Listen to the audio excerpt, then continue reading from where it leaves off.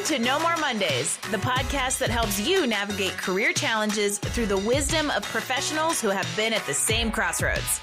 I'm your host, Angie Callen, and I welcome you to join me each week as I chat with leaders, entrepreneurs, and employees who are here to share their practical, tactical advice and some inspiration on how they arrived at career and life satisfaction. From job searching and career changes to going out on your own, we are breaking down barriers and providing actionable takeaways to help you take charge of your Mondays and ditch those Sunday blues. Welcome to No More Mondays. Hey, everybody, and welcome to another episode of No More Mondays podcast. You know me, I am your host, Angie Callen, and I want to know how you manage stress. Have you created healthy coping mechanisms, or do you let yourself get to that breaking point of burnout before you actually do anything about it? Are you deliberate in your evolution? Today, we're going to give you some food for thought on this topic as burnout and recovery coach Dan Capello joins me to talk about how he made the choice to step away from a career that was taking its toll on his well-being to create an intentional path to health and success. His book, Deliberate Evolution, 6 Stops Every Leader Must Make to Step into a Life of Success, details the insights he learned in the stress and chaos as an executive chef, and it'll be hitting bookshelves later this summer. And he is here to help me motivate you to stop the burnout in its tracks. So I hope you will help me welcome to the show, Dan Capello. Dan, welcome to No More Mondays. Hey, how you doing? Good to be here. I am good. You gave yourself one heck of a book title, but there's so much in there that I'm like, ooh, that tells me really what it's all about. And I want to dig into it. But first, I think it would be really helpful to set the stage for everybody out there and how you got into this work in burnout and recovery coaching, because it really seems like it has come from your firsthand experience working in one of the most stressful environments we know is the kitchen. So tell everybody a little bit about your background. So I've been an executive chef at high-end country clubs for 30 years, and I would say I'm a professional burnout artist. I feel like that is probably appropriate. And so why would you call it a burnout? Why would you call that being a burnout artist? What causes that? Well, it's very competitive, especially if you're in the higher end echelon of the profession. And everybody is junging for the next position, for the higher position, all that. So it's pretty cutthroat sometimes. Because I mean, if you really, you see Hell's Kitchen and you're like, oh, that's so vicious and all that. And it's like, that's training school. That's not the real, the real thing. When you get into the high-end professional kitchens, everybody thinks everybody's stodgy and that. No, it's a bunch of organized pirates. And, not in a bad way, like they're going to slit your throat, but they might. But they'll throw away your mise en place. They'll throw away your prep and then get you in trouble, or they'll watch you go down in flames, when you get in the weeds and all the tickets are coming and you can't handle it. They're just kind of like watch you and smile and like, you can't hang. Which is basically the food pirate version of slitting your throat. So you're kind of right when you said that. You're like, I know I had it in there. I had 2 pans. Now they're gone. It's like somebody's like laughing their little butt off. So what was the breaking point that made you realize this wasn't going to be a healthy path to continue on? What really made you kind of wake up and say, I need to do things differently? Well, I had constantly had problems. So I figured out my problem a long time ago was I had some trauma that I didn't remember back when I was 6. So the place that I found is I would gain a lot of weight, and then I would have to do something physical, like go do Philmont with my son, which is a high adventure camp that you're out there 140 or 60 miles you have to hike as the crow flies in northern New Mexico in the mountains. And you got like 10 days to do this. So I went from like 260 down to about 220 and was able to do that. It took me like 8-9 months. Well, then in 2019, I found myself at 300 pounds and very, successful. I was making, the most money I'd ever made in my life. I was doing good, with vacation, education funds, all this other good stuff. Marriage was so-so. Relationship with kids was so-so because I spent so much time focusing on my job that I didn't focus on my self-care or my family, relationships, a lot of the things. So I found myself at that 300 pounds And I saw a picture of myself at a wedding, and I looked at myself and I was like, holy moly, look how huge I am. And it just kind of like snapped something. And then I read David Goggins' book, Can't Hurt Me. So that was a great book. I read it in November. So January 1, 2019, I was like, I need to do something. And after reading his book, his journey, he went from 300 pounds to a Navy SEAL in like 90 days. Like, who does that? And he's like, I do. But so I was like, you know what? I'm going to run a Spartan race. So I'm sitting here 300 pounds, out of shape, knees jacked up from surgeries. And I said, I'm going to run a Spartan race in October. I mean, who does that? I do. Talk about forced accountability, right? You basically created a deadline for yourself to make you do the work, right? Oh yeah, it was kind of terrifying because it's like you got to do all these burpees if you don't do it, and there's so much. But I do remember the obstacle course when I was in the Air Force. That was one of my favorite things in the basic training was the obstacle course. So I was like, man, that would be really cool to do that. So I envisioned myself jumping over that fire at the very end, and that's what pulled me through. As well, October of that year of 2019, I ran my first Spartan race at 27 pounds. Congrats. So, but then I was like, okay, everything's fine, cool. I'm in great shape. But everybody says, oh yeah, you lost all this weight, but I was still 40 something pounds overweight, over my ideal weight. So the part that really got me is I ran into my mental issues because I would say it was depression, but that's what everybody calls it. You're depressive. I over-medicated or self-medicated, drank too much, too many drugs, all that stuff. Late at night, you get off work and you drink a bottle of wine, you eat some snacks, and then you go to bed, and it just takes a toll on you. But in that kitchen environment can perpetuate like what would already be probably unhealthy habits you have a tendency for, and now you're in a work environment that just kind of exacerbates those tendencies and doesn't give you a framework to really step out of them very well, right? So is that when you started like the external or the physical health was the trigger, the initial trigger? It was like literally this like scale number on your face picture that was like, okay, I need to change something. And through that effort, it was also kind of this idea that like, okay, well, my work in the kitchen isn't going to help me make the long-term changes that you need to make. Is that kind of how that all came together? It's like all those little parts need to fit. Right. Well, when you build all that, and you actually a lot of times people who go in the kitchen have coping mechanism issues. They have issues with society because they have unresolved trauma. They're never good enough. There's a lot of childhood issues that manifest as an adult. We all have them. I'm not good enough. My parents didn't love me. I never got any attention. I was beat. So you had trauma. Mine was consistent trauma. I got the crap beat out of me all the time because I was a little shit.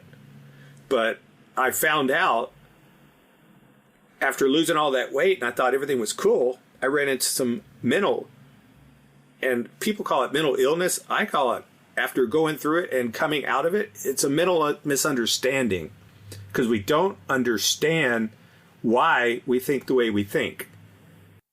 And you don't know anything differently. So how can you understand?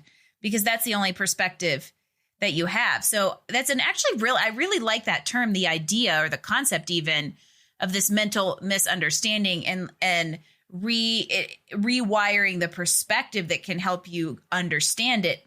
I don't even want to say differently, but better. So what are some of the activities or some of the steps you took around that component of your overall well-being to make some changes? You said the great word just a minute ago, perspective. And that's the problem. People want to change and they think it's going to take all this. Like I had to change to do all this weight loss and all that. No, the change happened on January 1st. That perspective shift. All it took is a micro perspective shift that got me all the way to the end. It's that I see myself jumping over the fire. I could do it. And so you do it. That's the change. The whole 9 months or 10 months wasn't the change. It was that microsecond. And that's where our lives are. But then I ran into that other part and I started going down these rabbit holes and I didn't know why. But then I read this book called The Body Keeps Score. It's by this great Dr. Bessel van der Kolk. And basically he brings people with trauma, regressed childhood trauma and stuff. Well, I was reading the book and I got triggered into when I was 6-year-old in a church being sexually molested. I went back to ground zero. And it's funny because when I was growing up, all of a sudden, about 6 years old, I got a speech impediment. I couldn't say R's. And nobody knew where it came from. I didn't even remember. And so I got bullied. And then I'm a really large 6'3", and all my family's short. So I grew and grew and grew because my coping mechanism, my first one, was food. So I ate, and they're like, my God, you're always eating. And I was like a hollow leg. And, I always got in trouble because, like there's the watermelon in the fridge, right? And we had 6 kids. And my dad worked at a refinery and my mom didn't work. So we weren't well off. We had a house, but, we struggled. Grandparents gave us food and all that sometimes. But I would eat the core, the heart, out of the watermelon with the spoon. I would tunnel a little hole out and eat the whole thing out. And I'd get the crap beat out of me every single time. And guess what? Every single time I did it again. So, but anyway, I found out my ground zero of where all my problems, why I always got beat so much is because I was a little shit. And I didn't know why, but now I know why. I had traumatic issues I had to deal with, and beating me, all it did is exasperate it and make me better at hiding. That's all. And so that's what created the Dan that I was at that moment. That was you. That was the explanation for the mental misunderstanding. And in getting that clarity, you were able to shift your perspective. And I love what you said about change. The outcome of change takes a while, but the commitment to change is a moment in time. And that's when you choose to change your perspective and take different steps forward, which it sounds like you did once health was the initial trigger to then unpacking the rest of the misunderstanding that gave you the ability to look at that kind of whole picture and change your perspective on your entire self. Yes. And now you're helping other people do this. Yes. Well, I'm not one that would ever ask for help. Somebody would help me. I was like, I didn't ask for it. I was that guy. But I was always in the arousal state. I was constantly in the fight or flight cortisol for 50 years. Which is why a kitchen was a great place on some respect, because it fueled that. Oh, yeah. I was a professional asshole, and I was good at it. No offense, everybody. Most executive chefs are professional assholes. So it worked. And I'm curious, what made you realize that you could channel all of this into, just from even like a practical kind of like entrepreneurial career decision? What made you realize and decide to channel all of this into helping other people recover and cope with their burnout? Well, I went through it, and then I read all the greats, Jung, Maslow's, and all these other theories, attachment theory. And the attachment theory was amazing because I'm like total complex attachment theory. That's me. Picture. And to be able to go and pull myself out of that by these 6 steps, because I was like, man, I was actually cooking. I was back at work, and we were getting the crap beat out of us. And it was August, and we're about to go into the busy season. Because once busy season starts in like September, October, it doesn't stop until December 17th when all the parties stop. So we're about to get our butt kicked. And I'm sitting there, and, I've got 200 pounds of prime rib I'm slicing to put on the buffet. And I'm like thinking, I don't want to be here anymore. I'd never in my whole 30-year career ever thought I don't want to be here anymore. I'm like, why am I here? I was like, I need to go. I figured something out. I need to go help others. I went to the top of the mountain for me and came back. And now it's like, come on, guys, come on. It's this way. So let's go. Yeah. And if I can, my whole thing is, my mantra is, if I can help one person, and I've already helped that one person, but now every time it's like Ed Milet, one more. What if I can help one more? And so I'll never be done. And that's the cool part. And one of the things I think that's really kind of lovely about, let's just say, coaching, there's some challenges in the coaching world, but one of the things I think that's really incredible about it is you as a coach will continue to evolve yourself, right? Your deliberate evolution, I would maybe challenge you to say, it's just really beginning, because that is going to continue as you steward others through their journeys. And I have always said, and this is kind of a little message for anybody out there, because I talk to a lot of people who are like, I would love to get into coaching and consulting, and they don't think they can, or they don't think they have any sort of perspective to offer. And you are a perfect example that all you need to do is be a step ahead of the people that you want to help and have that slight advantage of time and perspective. That seems to be a recurring word here, of having gone up the mountain that they either want or need to go up, right? You've walked the trail. Now you can be the guide who hikes with them the next time. And I think that's what's so amazing about what we get to do, is that a lot of it is based on our personal life experiences and the perspective that gave us to help somebody else through a journey that they're fighting, and we're just a step ahead. Oh, and that, an expert is, all they are is, like you said, they're a step ahead. They're a step ahead of where the person they're talking to is. Yeah. But the journey is, those 6 steps or stops, I call them, is where you have to start at ground zero. Like I found my ground zero, and you have to get your values and your priorities, and my values and priorities were not correct for me as a evolving person. And that's why that's where the name came from. You can't get anywhere that is of value without being deliberate.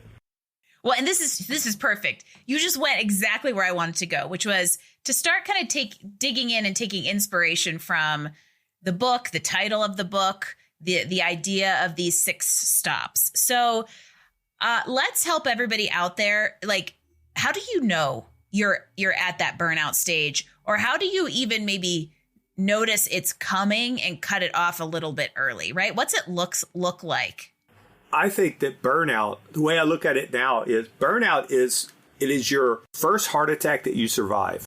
You can either decide to change your lifestyle, change your stress, change your diet, change your relationships, and become better, or you can keep going down that rabbit hole, that slippery slope to being incapacitated and can't get around and on medication and slowly dying in front of yourself day by day. You can decide. And this is that burnout, is when you want to do your career and you're in it, it's like, what more could I do? That's the question you ask. What's one more thing I could do to further my career? Now, with that question change to what else could I be doing? That's when burnout's coming. That's when you're starting to think, it's like, why am I doing this? When you start questioning why, what your purpose is. Sometimes our purpose, yes, is our career. Yes, that's great and all that. But your purpose is what you have to help others. And that is from the Purpose Factor. Brian and Gabrielle Brochet, they wrote, it's your purpose is what you have to help others. And fulfillment comes from using what you have to help others. Dan, I feel like you just mic dropped the entire reason for No More Mondays existing as a podcast, because that is the most frequently brought up, I'm going to call it a fact at this point. It is the common theme among everybody that we talk to in how they found satisfaction in their career, was that they identified their purpose and they figured out how to use it for someone else's betterment.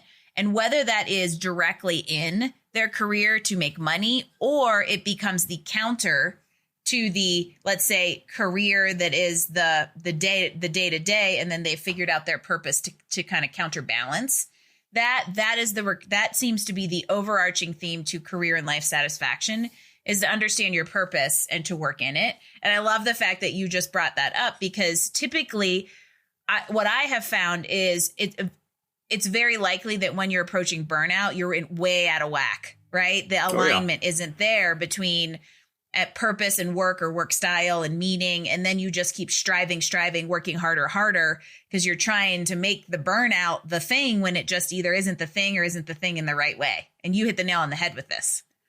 Well, we can look at it so many different ways. And what I used to tell toward the end of my cooking, because I figured out, it's like, I still love cooking. I would still love it. The pressure, the creativity, all this, and getting people. But, now all of a sudden, when somebody bitches about their baked potato being cold, now I'm like, screw you, instead of like, okay, let's get him another potato. Let's do it. Now that whole feeling is like, I could be doing something else, because now it's like, okay, that's small compared to what, I mean, I could help these 200 people for dinner and make their experience good. It's quite literally small potatoes. Right. Quite literally. And what if I could help hundreds and thousands of people? But the point is it's that I'm not helping 100 people. I'm helping 10,000 people, because if I help one person, they're going to help somebody else, and they're going to help somebody else. It's going to set off a chain reaction that's just going to burn down a lot of people's thoughts and beliefs about what they're doing in life. And is it really worth it? Because I told them, it's like, your first job is, you think it's here. It's not. Your first job is at home. Your second job is so you can afford your first job. So if you don't take care of your family, you will not have that first job. If you don't take care of your husband or your wife or your spouse, whatever, or your children, somebody else is going to teach them, or somebody else is going to take care of them, because you're not interested enough to do that. And that's that whole, where I've seen so many chefs that they go through wives and husbands and front of the house, and they go through families, and they're on their third marriage and stuff. It's like, what are you doing? Mm-hmm. It's not them. It's you. You are your own worst enemy, and you're screwing your life up. Are you okay with that? And they're like, well, but she was a bitch, or he was an asshole. It's like, but you made them like that because you didn't come home, because you did this, because you did this, because you didn't show them attention that they deserve, that you promised. You promised them, and you broke your promise. It's interesting because I think sometimes we don't want to admit we're the common denominator in some of those situations, right? It's like, it's always easy to project that on an external factor. And I'll bring just a little personal anecdote in here. And Jim is actually sitting here listening to this, so I'm curious what he's going to say to me after this. But many of you know, Jim is a sommelier, and he was in the food and beverage industry as either a som or a front of house manager, and then worked behind the bar some for close to 20 years until everything happened in 2020. And he ended up kind of just assimilating himself into Career Benders because we needed the help. And him working in the restaurant industry was very, very hard on our relationship. And he will even tell you now that he loves it. And there's aspects of it he loves, but he knows there is not a healthy way for him to work in it. And there's not a healthy way for us when he is working in it. And so what we have figured out, and I think this is exactly where you're at and exactly what you're trying to help people see, is he's still helping people. He's still providing hospitality. We've just redirected that, and he's doing it in a different way. And so whatever it is, whether it's a kitchen or a boardroom, if you're out of alignment when it comes to that purpose, you can redirect and channel that energy to help people in a different way that is more aligned. And that's, I think, exactly this message that we're throwing out there, Dan. And I want to give people some advice and help them. What do you think? Should we get into some practical stuff? Oh, yeah. Let's go. Okay. Time to rip the Band-Aid off. Let's do it. So I want to get like super, super tactical. What are 3 things someone can do today to begin moving in this right direction? So let's say they know they burned out. They know they're not in the right place, but they just stay on the hamster wheel and they don't know what to actually do. What are 3 things they can do to just start? Well, on a journey, any journey you have a destination, but also you have to have a starting point. And you can't go on a journey unless you know where the starting point is, because then all roads lead to success.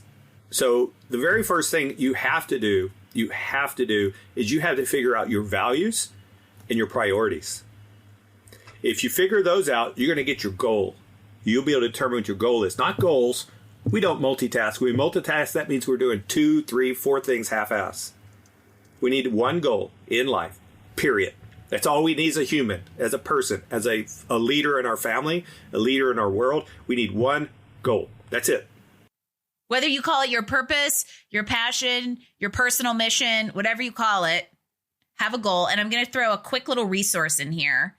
We're going to include this in the show notes, but we have a core values worksheet and exercise on the Career Benders website that we're going to link to this episode, because I'm a huge fan of starting with the core values too. Because how do you know your mission or your goal if you don't know the core values and the foundation with which you're operating? So I love that, as that's kind of like four suggestions all in one of our three. So let's keep going, because this is the kind of stuff I love. So what else? That's only one step in my thing.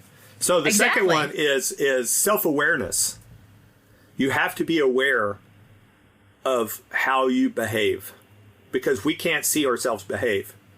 We don't see ourselves getting overweight until all of a sudden something doesn't fit, or we see a picture of ourselves and we're like, oh my God. It's like we're unaware of how we respond. Well, the worst part is most of us don't respond. We react.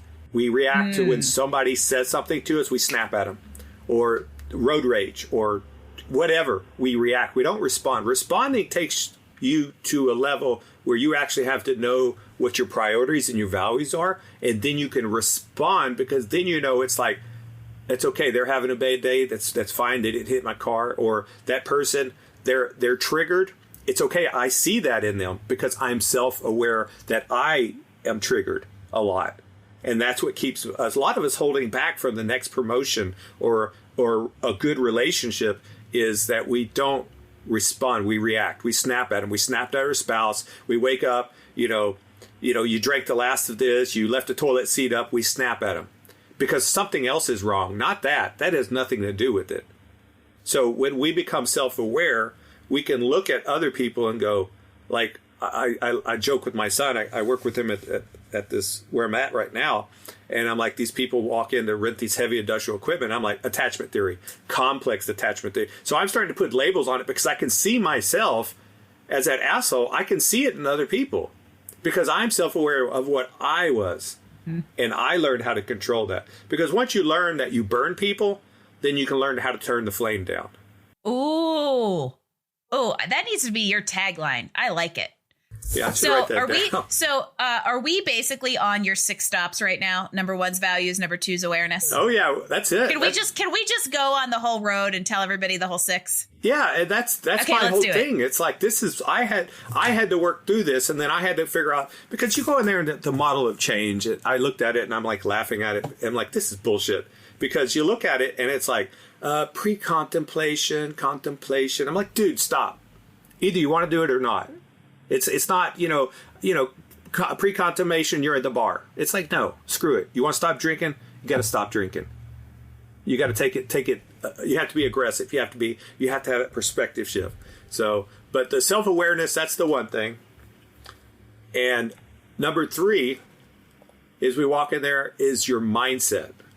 You have to develop a mindset of peak performance. You have to, now that you know where you're going, you know where you came from, you're aware that you can't carry the luggage, or you can, or you need a car, or you need a moving truck. You're aware of what you need now to haul all your garbage, which you're slowly getting rid of, all your extra baggage. You're getting rid of that in step 1. You're getting rid of it in step 2. And now we get the mindset. Okay, it's like, okay, we're starting to get traction. We're getting that. It's working out. Because our mind shift has switched, because our perspective has switched. We are no longer held hostage by ourselves, and that's the worst thing. Is we keep ourselves from being promoted. It's not that we're our own worst enemies. We are. We know that. We do. I tried to destroy myself so many times with drugs, alcohols, ODing, risky behavior, driving too fast. All that. I tried to kill myself, but I was never successful. And now I'm here. And there's a reason. There's a reason. All right. So by the time you've got your values, you've got that self-awareness and the ability to respond instead of react, and you've got this mindset shift. Now I feel like we can start pushing the gas a little on our little roadmap that we're on, right? So what happens in step 4? Step 4 is basically adaptive agility. You have to be able to see your circumstances and adapt to the changing circumstances. You have to be able to develop the skills necessary to do that, so that when you see that person who's being aggressive towards you, that you can de-escalate it. You get those skills to where it's not important for you to win anymore. Like an argument with your spouse, it's not important that you win anymore. You can move on from that because you're becoming agile, because you know why. Well, I'm not going to let that bother me because that's not my priority. My priority isn't traffic. It isn't my boss. So when he yells at me, it's like he's having a bad day, not, oh, he hates me and I could. No, he's having a bad day and he's taking it out on everybody around him. So you see that and you start adapting and you avoid those people. You start removing the people in your life, those 5 people that are the most important part of your life. You start removing the ones that don't belong there. The ones who don't add value to you, you remove. You don't have to get rid of them, but you take them out of your 5 because there's 5 people that's going to decide your life. Mm-hmm. But also, you learn that you have to be a quality person, a person of character to be a person in someone else's 5. So you start adjusting. Well, and I think a lot of this is along the lines of that. I don't know if I want to call it a theory, but we've heard that idea that like, who do I need to be to reach my goal, which is very much what this is all about, right? This is like the inner work of like, this is who I want to be. This is who I'm going to surround myself with in order to be the person I need to be to do or become whatever X is. So now that we can adapt, what's our 5th stop? Well, number 5, it's just, we already started talking about that, is your relationships. You have to find the relationships that are going to help you and not hurt you anymore. You don't, the relationships that it's going to pull you into the bar and distract you, or the person that's going to pull you into the boardroom and elevate you. You have to, your collaborative connection, I call it, is like your connections need to mirror your goal. So, and that's where we a lot of times we fail, is the people we hang around, or we don't say, it's like, oh, I'm shy. And it's like, stop. We're done past this shy stuff, or I'm awkward. And it's like, no, you choose to be.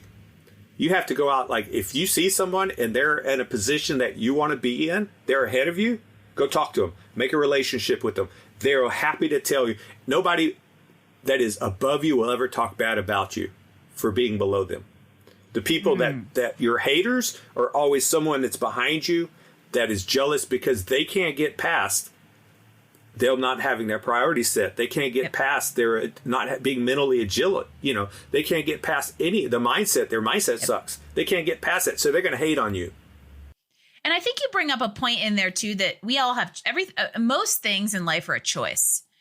And sometimes they're hard. Sometimes saying I'm going to be intentional about the relationships I have and the people I surround myself with. And unfortunately, that means a hard decision to deprioritize somebody that pulls me into old habits or old patterns. That's a hard decision, but it's a choice.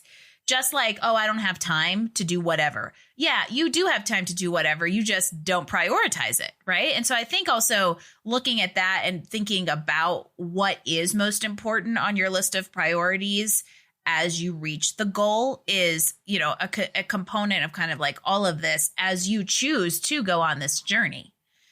And so how do we know when we've hit number 6? What is number 6? Number 6 is action mastery.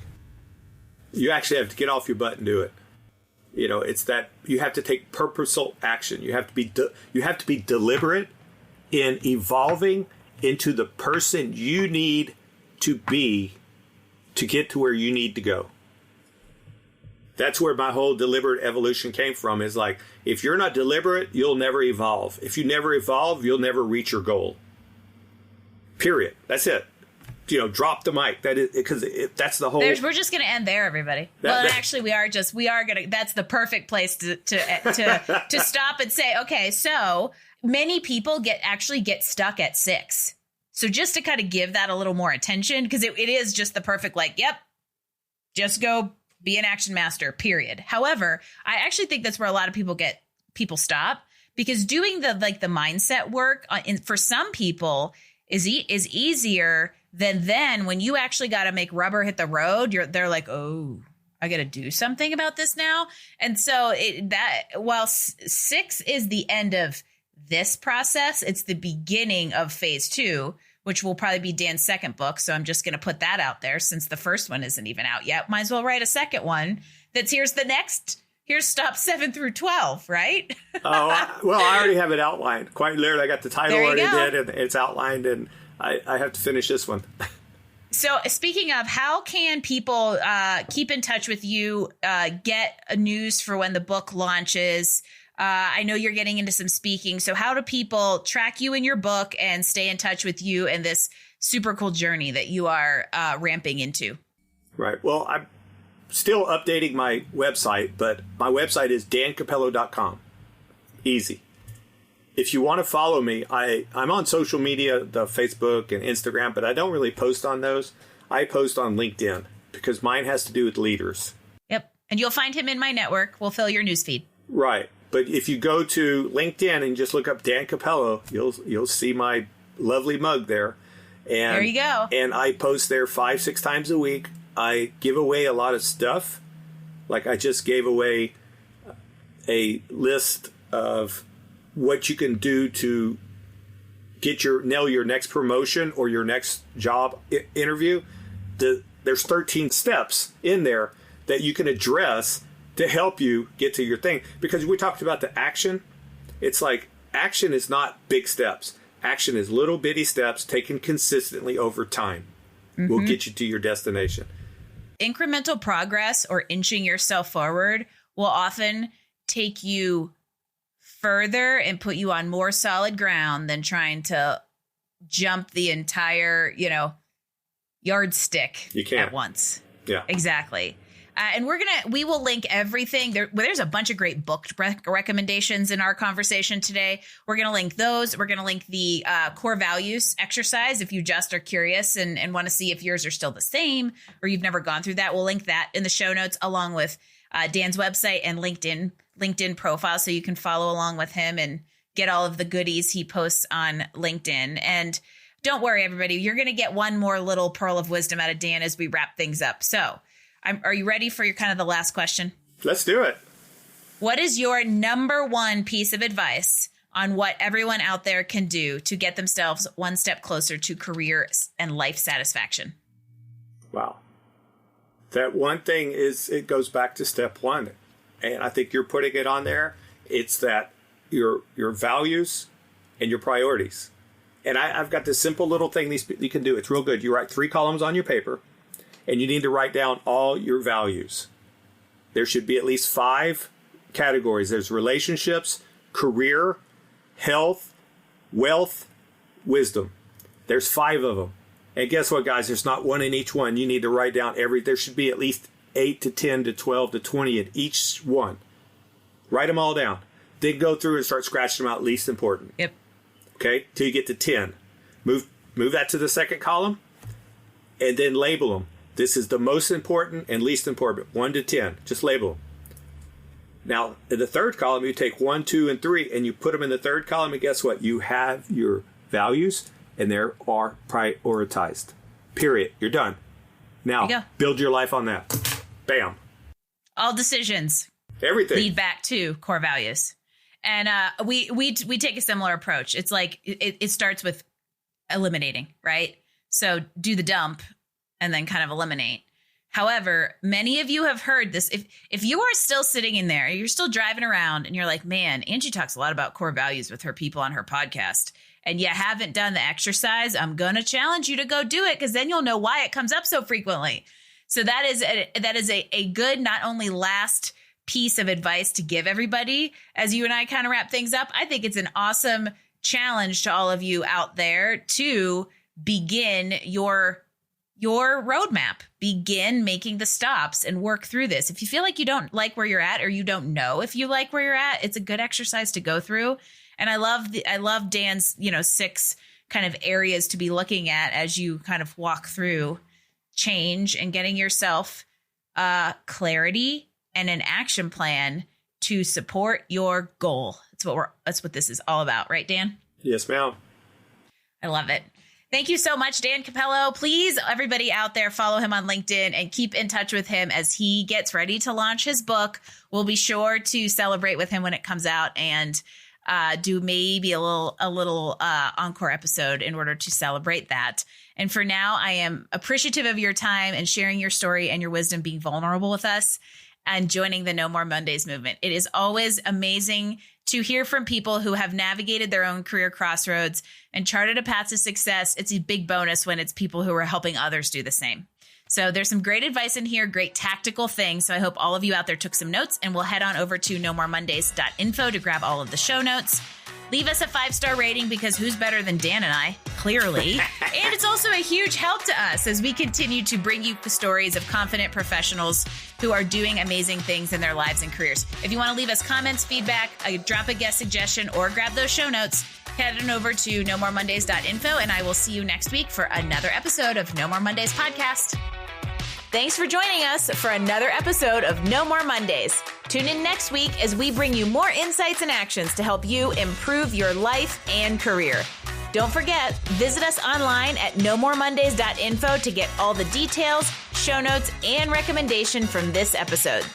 No More Mondays. We drop new episodes every Wednesday.